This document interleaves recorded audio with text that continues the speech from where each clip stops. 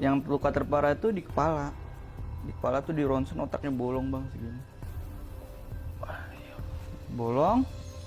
Yang lebih miris banget hati gue tuh, dia sampai dikubur dengan posisi mulut dijahit bang. Setelah itu gue berhenti tawuran. Cuman gue nggak berhenti bang. Gue terbang. Faktor dendam. Faktor dendam. Karena di dalam hidup gue tuh gue anggap kawan gue tuh saudara gue. Oke, family. Iya, family. Okay. Salah satu family gue hilang sama orang yang gue cari terus sampai gue dapet balas dendam. Istilahnya darah balas darah. Nyawa balas nyawa bang. Nyawa balas nyawa. Darah nggak cukup ya? Darah nggak cukup. Oke, Alex Bizer nih, darah nggak cukup. Ya, masuk ke sekolah, lu tuh bukan anak bandel, tapi pernah ada kejadian elunya yang disakitin orang nggak? Jadi awal ceritanya nih, gue kan karena rumah jauh dari sekolah, gue telat bang, telat masuk sekolah. Nah gue ngejar waktu juga. Gue pas nyampe di Ciputat nih, temen biasa gue buat barengan ke sekolah tuh udah berangkat semua, gue ditinggal. Terus gue karena gue nggak tahu ya gue masuk bis aja. Nah yang ternyata yang gue masukin bisnya itu rival gue semua.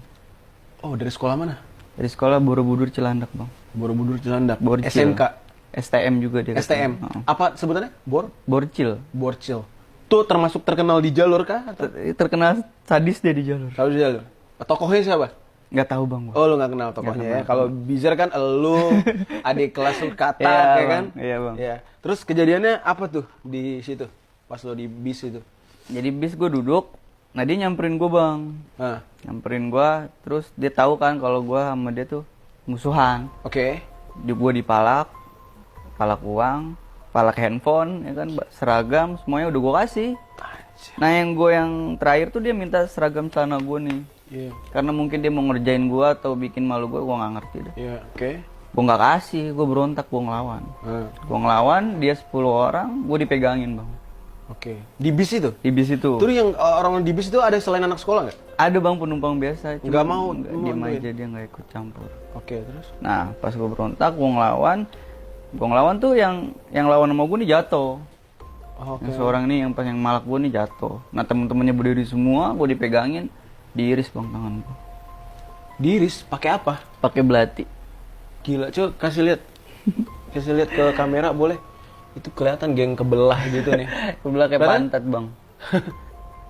Kelihatan ya. Dan itu benar-benar dibelah sampai tulang apa gimana? Sampai kelihatan nih putih-putih kukunya kemarin nih bang, dia panjang juga sih. Gila. Diseset gini? Diseset bang, diseset sambil dia ketawa-tawa senang. Gue teriak, gue salah, gue diem aja tuh bang, gue rasain aja dah. Keadaan lah, bisa dibilang kayak gitu. Iya benar-benar. Terus? Akhirnya terakhir seminggu, pas banget gue seminggu baru masuk Bijer tuh, ceritanya gue punya uang bang, punya uang tuh untuk gue pulang sekolah, sisa ongkos untuk pulang, itu dipalak gue bang, diminta sama satu kelas gue. Ada orang satu kelas gue nih, dia punya backingan ke abang-abangan tuh biasa setiap hari buat muterin kolekan. Dia alasannya, gue disuruh sama dia nih kayak gitu. Nah gue berontak di situ. Gue udah bilang, gue kalau ada juga gue kasih. Ini tinggal buat pulang sekolah. Tinggal buat bayar angkot. Lu masih minta aja, parah banget lu kata gitu. Nggak ngerti kata dia gitu. Gue dorong dia bang sampai jatuh. Lu mau apa? Gitu. Di situ gue baru tunjukin aslinya gue. Lu mau apa? Lu mau ngetes gue nyali gue di mana? Ayo. Apa lu mau ngepet sama gue di sini? Ayo. Dia langsung, mungkin bukannya gue sombong ya, dia tahu gue pendiam, cuman segitu marahnya gue pas kayak gitu, dia agak ngedon kali ya kan. Tes nyali aja lah di jalur, ayo mau di mana gitu. Tes nyali lah gue bang di jalur sama dia di Balaraja. Tes nyali di jalur itu maksudnya adalah lawan orang lain, lawan musuh bang. Lawan musuh. Jadi nggak, kita ibaratkan dia maksudnya lu jangan usah berantem sama gue deh. Iya, lu lawan musuh lu aja deh no. Kita kalau separuh lebih gila-gilaan kayak gimana mau lu kayak gitu. Dan dia orang yang udah biasa turun di jalur. Dia biasa orang turun di jalur. Terus di situ tanya nih ketemu di jalur. Nah gue kesel nih bang sama orang, sama temen gue, cuman gue lampiasinnya ke musuh gue. Kayak gitu berlima, berapa orang lah gitu, jebol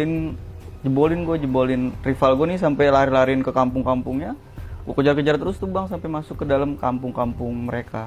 Nah apesnya gue ya kan, ternyata tuh yang dilari ke kampungannya ya, itu kampungan dia bang. Rumahnya dia? Rumahnya dia. Anjir, warga dong? Warga bang, warganya alumni rival gue juga. Nah, lu berapa, lu yang pas lo kejar itu lu sendiri apa? Gua bencar bang, ngejar-ngejar itu, bencar, ditangkap lah gue bang, dibekep tuh sama abang-abangan dia, bokep, gue dibalokin tuh, 5 orang, balokin, pingsan gue di situ. Padahal itu pertama kali lu turun ke dia tahu lu Bijer dari baju, dari ya? baju, dari mungkin ada teman gue anak Kalidas Kebulanas yang kenal sama tuh, sama sekolah rival tuh ada lah kayak gitu. Ini aja nih Bijer nih. Nah itu gue dikurung bang, dibunderin kayak gitu. Nggak pada minta maaf loh? Maksudnya ampun bang, jangan kita nggak ini bang, nggak gitu ya? Nggak gitu. Terus dia nggak pakai banyak tanya, langsung gue dibacokin bang, gue tuh gini pala. Nah itu gue udah posisi gue kayak gini kan, gue nahanin bacokan dia. Nah ada satu temen gue tuh yang di samping gue digetok pakai stick golf bang 4 kali. Jatuh lah dia. Digetok kepala? Di belakang kepala dia ini. Tuhan, fatal banget itu. Terus? Mungkin dia pusing lah atau gelap lah biasanya kalau kayak gitu. Siapa namanya, Lek? Almarhum Kutsi. Oke. Al-Fatihah lah ya, semoga dia tenang lah. Amin. Terus? Jatuh. Mungkin gue pikir dia udah puas lah ya dengan lihat kawan gue tuh udah jatuh udah kayak gitu. Ternyata enggak bang. Dan posisi lu berdarah tuh ya? Posisi gue berdarah, gue mau nolongin, cuman posisinya gue udah gimana sih bang, pas tragedi itu gue mikir nyawa masing-masing. Bener. Ya. Gue pikir dia udah diketok jatuh, anak veteran ninggalin, enggak bang, malah disisirin pakai golok sisir mulutnya bang. Mulutnya bang, ini dari sini sampai sini, pakai golok sisir tuh yang buat es batu, iya tahu yang gede itu. Maksudnya gini? Gitu bang, digini-giniin. Mulutnya dibelah? Enggak bang, kayak diseset-seset gitu. Cuman parah sih. Anjing, itu psikopat banget sih. Nah setelah itu udah disisir, gue mau udah nih, gue pikir kita lawan yuk. Es batu, iya tahu yang gede itu. Maksudnya gini?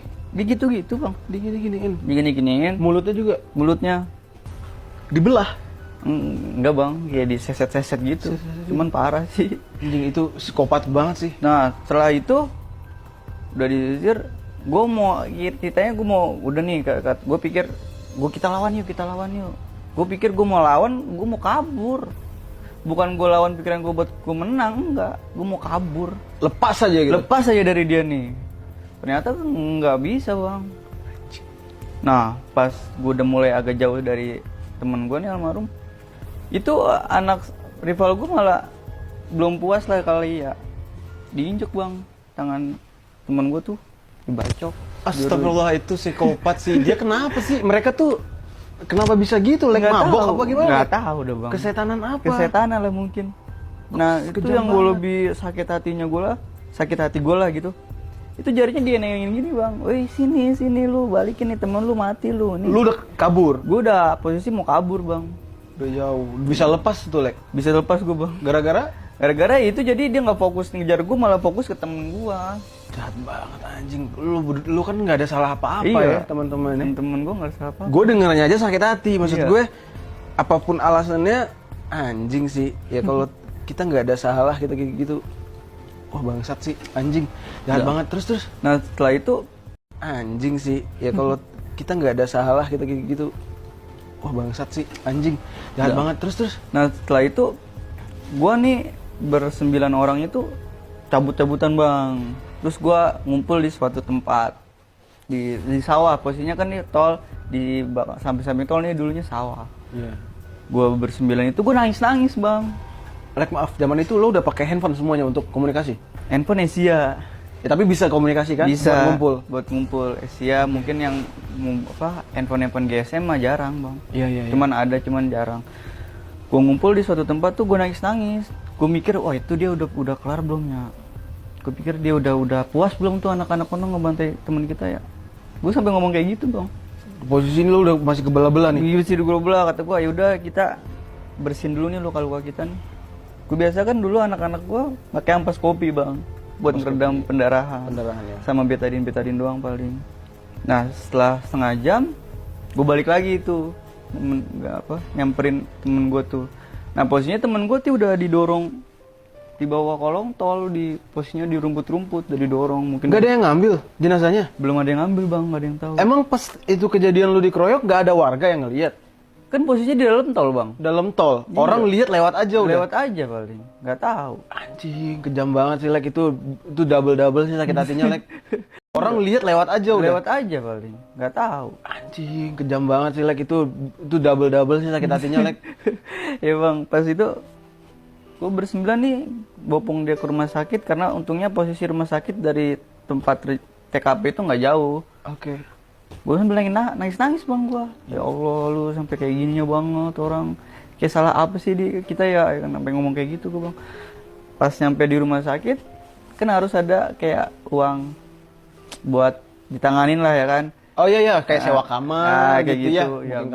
Gue inisiatif sama anak-anak gue tuh yang 9 orang tuh yang terjadi TKP.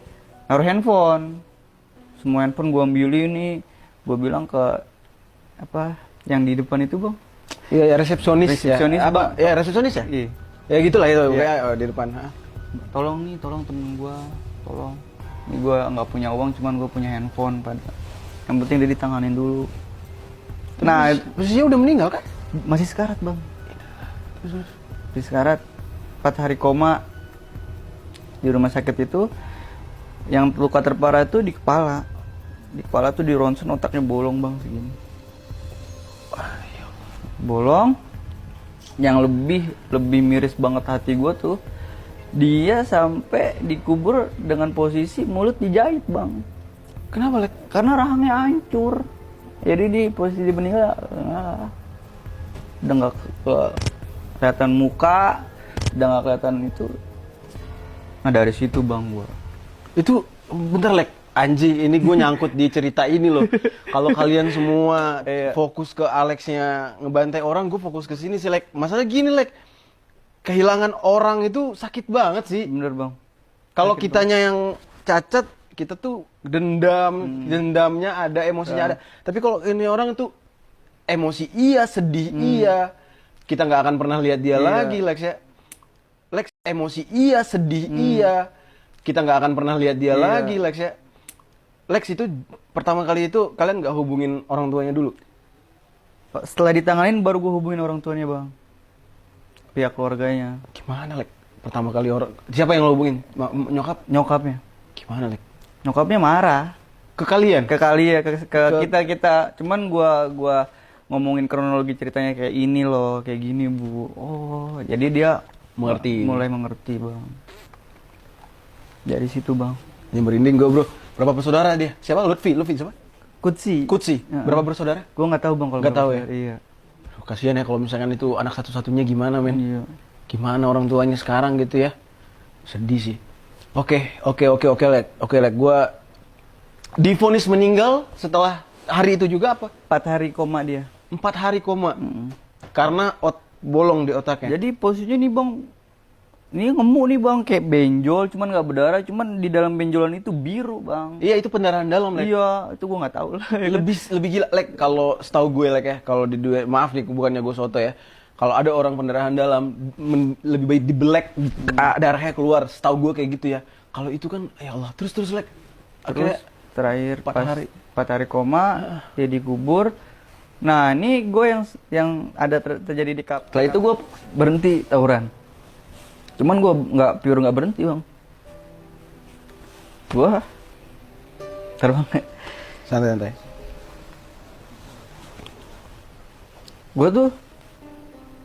Gue berhenti. Setelah itu gue ngumpulin massa bang. Kan dia terjadi kejadian dia tuh 14 Juni. 14 Juni 2011 bang. 2011. Setelah itu gue sama temen-temen gue tuh ngumpulin, bukan vakum tawuran tuh berapa bulan dulu bang gue vakum. Nggak jalan-jalan, nggak ngapa-ngapain. Gue nggak vakum. Gue persiapin buat balas dendam. 4 bulan? 4 bulan, jadi Juni, Juli, Agustus, September. Di bulan September ya baru gue ngebalikin. Pas HUT bijer. Buat Bijer. Yang lo kumpulin anak-anak dari mana, Le? Yang gue kumpulin aliansi Bijer semua, Bang. Itu rame banget. Pokoknya nih yang rival-rival lain tuh gue belakangin, Bang. Walaupun dia ngajakin apa, enggak, gue nggak mau. Gue fokus sama sekolah yang matiin kawan gue. Yang sedih gue denger deh. Terus setelah 4 bulan itu gue prepare semua, terus barang-barang, maksudnya senjata-senjata apa yang kita butuhin buat perang lah kayak gitu. Gue kumpulin semua. Dulu kan ciri khas gue pedang kembar sama CR kembar, Bang. Gue punya 4 tuh, yang harus wajib gue bawa. Itu gue kesukaan gue lah pokoknya. Pedang 2 sama celurit 2. Itu dari kelas 2 gue udah megang itu. Itu sih kenang-kenangan dari abang kelas ya. Cuman gue pasti gue bawa itu. Nah setelah 9 September gue nih berlima puso dengan tampang yang udah penuh dendam ya kan, buat nyari tuh orang yang udah matiin kawan gue. Gue masuk berlima, gue tampang gak banyak tanya, gue masukin belati di sini 5 biji. Hah? Maksudnya masukin gitu? Justru kujang, Bang, belati gitu kan pasti kayak gini. Ke perut mereka? Ke perut mereka. Dalam bis itu ada 3 orang. Yang 2-nya gue nggak tahu punya isian, punya ilmu. Dibacok-bacok nggak ngapa-ngapa, dia sempat kabur sampai pecahin kaca jendela mobil bis. Dia kabur. Nah yang satu lagi nih udah kayak gini, dia udah takut mungkin. Maaf Lek, gue potong sedikit ya. Iya. Itu udah pasti dia ini anak-anak basis, apa cuman anak sekolah biasa? Maksudnya yang datang sekolah belajar pulang gitu? Bang. Dia tuh anak basis. Ya emang